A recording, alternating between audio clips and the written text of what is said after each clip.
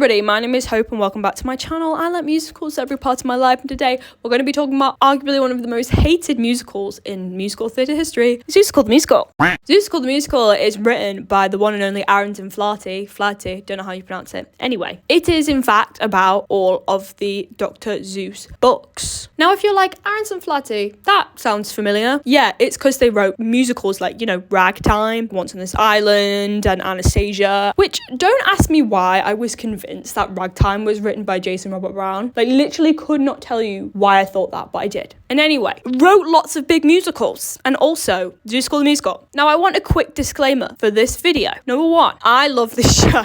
I think it's great. I think it's having a good time. Does that have something to do with the fact I did it at 7 years old and I played Thing 1? Yes, probably it does. But the music is great. It's fun. It's a fun time.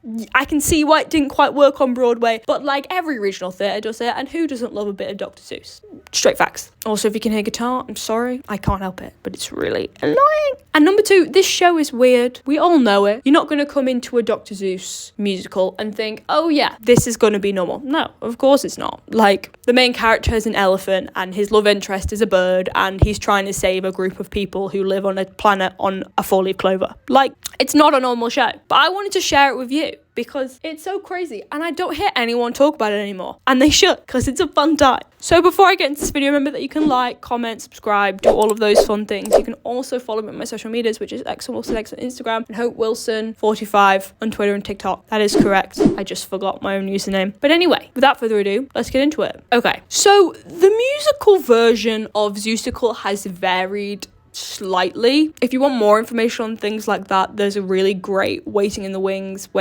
video which I watched. So interesting, and it was about how the show flopped and stuff. But I'm kind of just going to be going off the most recent version and the version that's like now done, which is the tour version. So the show opens and there's one thing on stage and it's a red and white striped hat. Bet you can guess who that belongs to. Oh my god, it's the Cat in the Hat. Who would have guessed? So the show opens, there's a red and white hat on the stage. Bet you can guess whose that is, but I'll tell you. Bet you can guess whose it is, but I'm going to tell you in a minute. So, a random boy, no name, his name is literally just Boy, walks onto the stage, and then all of a sudden, the Cat in the Hat appears. Oh my god, it's the Cat in the Hat. The Cat in the Hat isn't overly exciting. I actually think he's probably one of the more annoying Dr. Seuss characters, but he appears, and he's like, oh my god, you brought me to life because you're a thinker. And the boy's like, okay, cool, whatevs. And the cat tells the boy, think up loads of Zeusian things.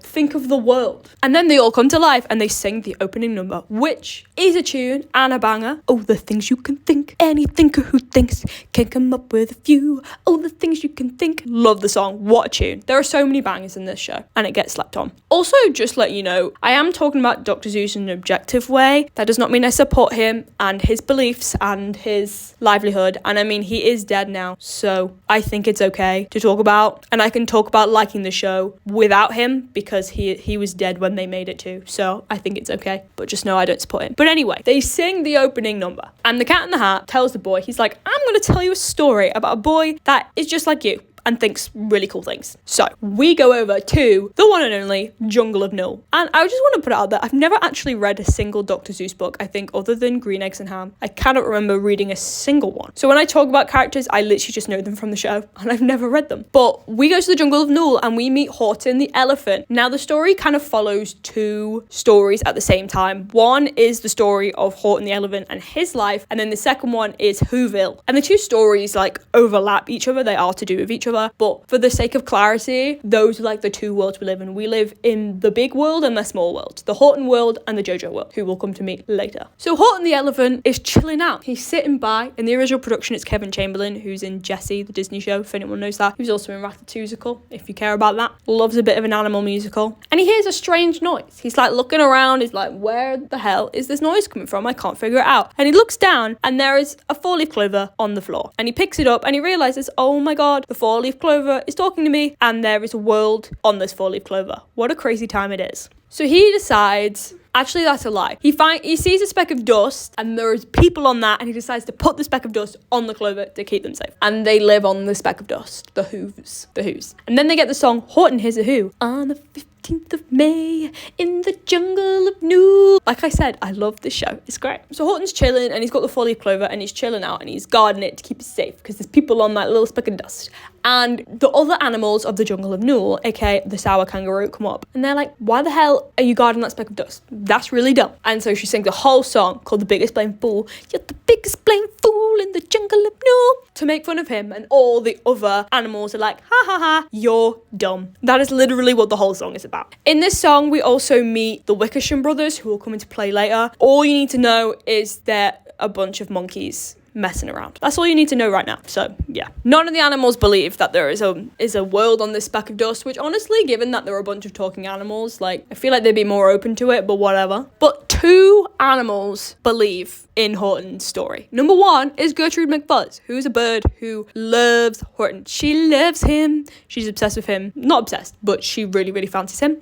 And Maisie LeBird, who, it's not that she believed him, it's that she doesn't really care because she cares too much about herself. But Horton basically realizes that on this speck of dust, there is a whole planet. It's not just like a person, there's a whole ass planet on this random speck of dust. And all the Who's, because it's Whoville on the speck of dust, explain who they are. So there's a mayor, and there's the mayor's wife, and there's the son of the mayor, who is Jojo. And they basically talk about how they live a really dangerous life because they're flying around, they could crash at any moment, they could all die, there's been tons of battles. Like, it's a pretty harrowing time for people on Who, the tiniest planet in the sky. Like, they're not having a great time, but they're living on Who nonetheless, on this teeny tiny planet. And basically, Horton decides he's going to make a pact with the Who's, and he's going to say, I'm going to protect you because I'm nice, because he is nice like that. So at this point, this is the weird part, this is when it gets a bit confusing. The cat goes, oh my god, boy, you're basically like this other boy, the mayor's son. So the boy that we saw at the beginning becomes Jojo. They are not the same person, but for the sake of the musical, they are. It's the same actor.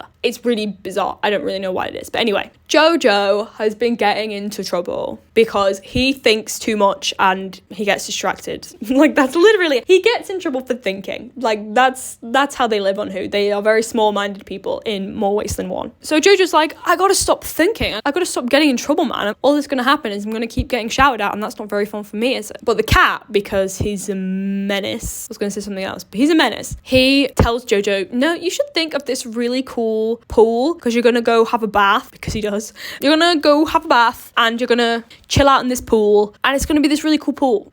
I don't know, the show's weird, man. I don't really know. And so he does. And one thing I didn't really mention is his things come to life, and that's why it's a problem. And because he thinks of McGilligut's pool, as it's called, with all the fish and stuff. I was also a fish when I did it. I remember that. I think I was a yellow fish. I was either a yellow fish or a pink fish, I feel. I can't remember. But he floods the house because he thinks of a pool and the bath floods the house. And so the mayor and his wife are like, what do we do with our son? He just flooded the house. Like, he's out of control. Like, what do we do? And they sing a song about it because, of course, they do. It's a musical. And the cat, because he's a bloody menace, once again, gives them a flyer and they're like, how about military school? And they're like, yeah, what a great idea. Let's send him to military school. Now, I did Seussical Junior and the military storyline was just like not a thing. I genuinely don't remember what it was instead. Like, but it's not in the junior version. And so when I heard the military song for the first time, I was like, I've never heard this before. What is this song? But genuinely, one of my favorite songs in the whole show. The Military Academy. And basically, they're talking about how there's like some battle going on, the butter battle. Don't know what this is. Like I said, never did this when I was in the show. And they're going to war with people who eat their bread butter side down. Who would do that anyway? I don't know. But that's who they're going to war with because that's apparently a really pressing matter. But what is kind of crazy? So the butter battle book, like the original book that part had been put into Dr. Seuss, like that whole book is apparently an allegory for like the arms race and like nuclear weapons and mutual assured destruction, and what place that has in a children's musical. And I know they hate calling it a children's musical, but it kind of is. It kind of is, we can't lie. I don't really know. Was that necessary? With Dr. Seuss, were you thinking straight when you came up with that? Because that is bizarre. Like, next you're going to be telling me Green Eggs and Ham is like about like a serial killer. You know, like what? And anyway, they send him to military school, and Jojo's really sad about that because who wants to go to military school? Not him. But he meets Horton, he speaks to Horton, and they become besties because they're both alone in the universe. I'm alone in the universe. Flicking back to the big world, the Horton world, Gertrude loves Horton, as we knew this already. but this time she sings a song about it. And she also sings a song about only having a one feathered tail. And she thinks that Horton doesn't like her because she only has one tail feather, which... who cares? You have one, at least you've got one, you know what I mean? And she goes and talks to Maisie, the other bird, who cares about nothing but herself. And basically, Maisie says, oh, tell you what I did. I took a load of pills to make my tail bigger, which, you know, pretty obviously just an allegory for plastic surgery. It's a bird who got plastic surgery, you know, why not? Why not? And Gertrude, who's so desperate to make her tail bigger, takes far too many pills. And she's fine. She doesn't overdose. She's fine in that respect. But her tail grows like massive. Gets way too big, unnecessarily so. So as Horton is chilling, the Wickersham brothers, we remember the Wickersham brothers, the monkey brothers from earlier, they steal the clover and they run off with it and they sing a whole song about it. Yeah, he's bigger than a bread box. Yeah, he's wider than a whale. Which, by the way, those are the lyrics, but factually incorrect. He's an elephant. He's not going to be as wide as a whale because he's an elephant. So get your facts right, dudes. Anyway, the monkeys run off with it, the Wickersham brothers, and they give it to an eagle whose name is Vladikov, who I also don't remember from the time I did the show, but maybe he was there, I don't know. And he drops it into a massive field of clovers, so now Horton has no idea which one actually has the who's in it. And the cat, because he's a menace, decides to sing a song about how much you wouldn't want to be Horton, which is just such a Cat in the Hat move. I love the Cat in the Hat in this show. Every time someone's trying to make something better or trying to fix something, he's like, let me stir the pot. How do you feel about that? He's like, your life sucks. Well, mine does more, and everyone else is just here, so be thankful that you're not them. And I just think that's hilarious. I just love it so much. So Horton's looking for the clover, and Gertrude comes over, and she's like, oh my god, Horton, look at my new tail. But he pays literally no attention. A, because he barely knows that she exists, even though they're next door neighbours. I don't know if I mentioned that. But B, I don't actually remember what my first point was to give a B for. But yeah, he's too busy looking for the clovers to pay her any attention. Oh yeah, he barely knows she exists, and he's too busy looking for the clovers, basically. And Gertrude sings a little song about it. Oh, notice me, Horton, feather by feather. This is your next door neighbor calling. So Horton can't find the hoops, and he's real sad about it. He's not having a fun time. And Maisie, the bird from before, who's so self-absorbed, is sitting on an egg, and she's really bored about it. She doesn't want to care for it. She's too busy looking great, and I think she wants to go to like Vegas or something. I don't know if it is Vegas, but I think it's like, I don't know, Bird Vegas, the equivalent of whatever that is, but she wants to go there. So she says, forget about the clover for a while. Just come and sit on my egg, and maybe you'll hear them later, you know? Maybe you'll hear them. And he's like, okay, fine, I'll rest on your egg and I'll wait to find them. And Maisie leaves. She just gets up and leaves her own egg. She does that. So, great mother. Anyway, Horton sits on this egg through rain and shine and snow and sleet, like all the weathers. He is saving this egg. He is incubating the egg like a good egg dad. But then, shock horror, Horton gets captured by the hunters. Also, I don't know if these hunters are human or not human, but nonetheless, he gets taken in the tree. Like, not just him, the whole tree gets taken. And Gertrude tries to save him, but she's taken too many pills. So her tail's too big, so she can't fly. Sad times. It's almost as if you can just be as pretty without plastic surgery. Oh my god. All of these deep messages in Seussical that are definitely not there. And then obviously, because the cat is a menace, he sings about it to make everyone feel bad. End of Act 1. And right, this is strange, right? So he's been captured by the hunters, and he's in the tree with the egg, and he's still hatching it, and then he gets sold to the circus. Yep, fully, that is what happens. Horton, the elephant, gets sold to the circus. How depressing. And because he's sold to the circus, he's just conveniently where Maisie ran off to, which was Palm Beach, which I want to say is a real place in America, but I actually don't know. But nonetheless, he tells her, do you want your egg back? And she's like, no, keep it. I'm good. Honestly, choosing the free and single life. Can we blame her? Probably not. But we also definitely can. And Horton is real sad. He's lost Jojo. He's lost the Who's. He has an egg that he wasn't planning on having. Like, he's real sad. And he dreams about this place called Seussical. I don't know what it is. I don't know where it's from. Other than it's based on a book with Seussical in the title. But it's kind of like a dream place, I guess. So flitting back to Jojo. Jojo's still at military school. This whole time, Horton's been going through all of this trauma. He's still at military school and he's not having a good time. Because these kids are going to battle. Like, no joke, military school is a bit more than just school. It's like the actual military. And they fight in the butter battle. What the hell? Now you gotta stay with me in this section because this is probably the craziest part of the whole thing. So, Jojo runs off, as you would if you were in the middle of a battle at 10 years old. He runs off and he runs into a minefield.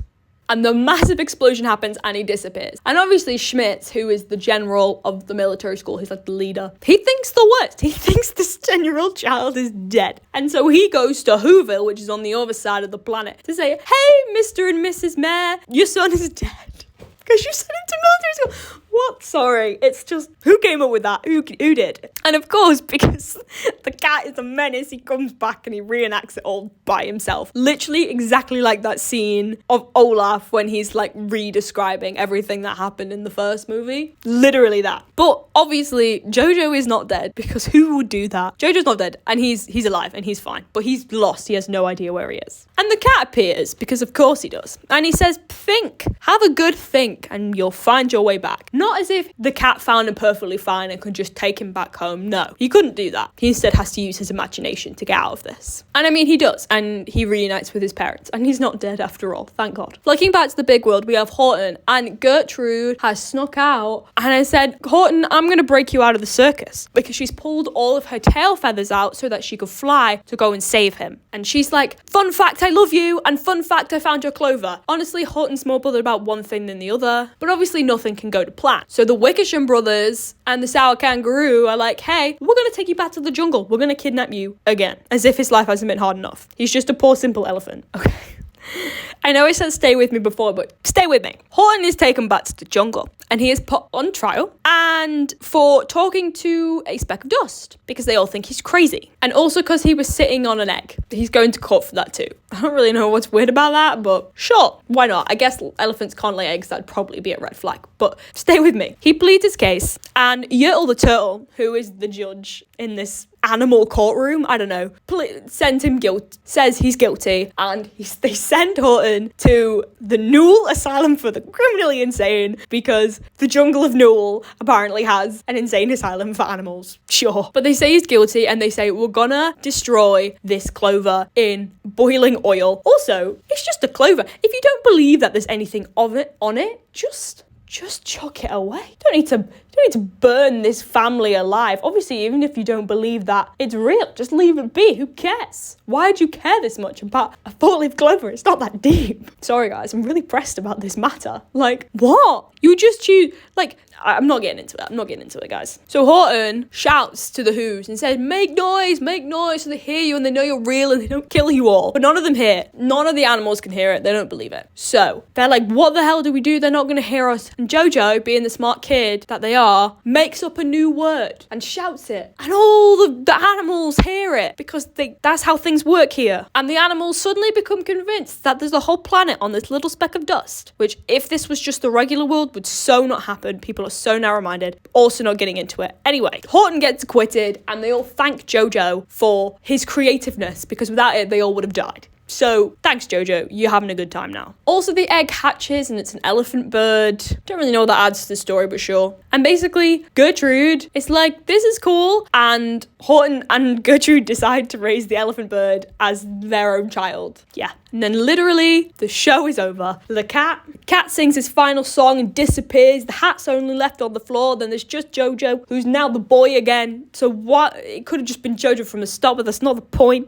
And he picks it up and he says Zeus, and that's the end of the show. And they all sing Green Eggs and Ham and take a bath. Also, yes, that is the only reason why I know the lyrics to Green Eggs and Ham. I do not like green eggs, ham. I do not like them, semi-yum. I do not like them here and there. I do not like them anyway. And that is the whole show. Like, when I tell you, my friends, because you are my friends here, the show is weird. Like, it's a weird show. And you talk about it and you're like, who paid money for this? Like, obviously, I have done the show and I think it is great. But, like, no offense to Arrington Flaherty. I mean, the songs do slap. The songs, great time. Loving it. But, like, who saw that and, like, was like, I'm going to pay money to go and see that? Because logistically, no one should. Like, it is a great show and I love it. But it is so crazy. So crazy. Like, if someone was like, let's go and watch the Dr. Seuss musical, why would I want to see that? I mean, it's great. Like, don't get me wrong. But you know what I mean? It's that idea of like, oh my God, this thing is actually great. And it shouldn't be, because it's about Dr. Seuss. But